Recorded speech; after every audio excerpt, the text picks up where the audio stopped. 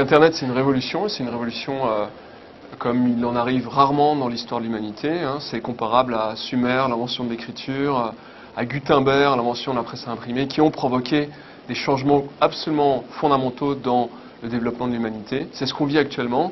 Et la question, c'est de savoir quels sont les pays qui, dans cette redistribution des cartes, vont réussir et quels sont ceux qui ne vont pas réussir.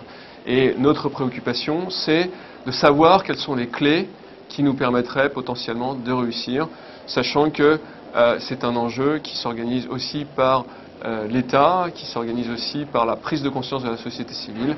Et il faut faire vite, parce que dans une économie des réseaux, il y a des gagnants et il y a des perdants. Internet, c'est le réseau des réseaux informatiques. Ce réseau des réseaux, il est maintenant dans notre vie quotidienne, partout avec nous, dans notre poche, sur nos écrans, sur notre table. Mais Internet ne vient pas à côté du monde que nous connaissons, il vient à la place. Internet est aujourd'hui dans une phase de substitution de notre économie, de nos emplois, de notre vie privée et en fait de toute notre vie, de tout notre écosystème.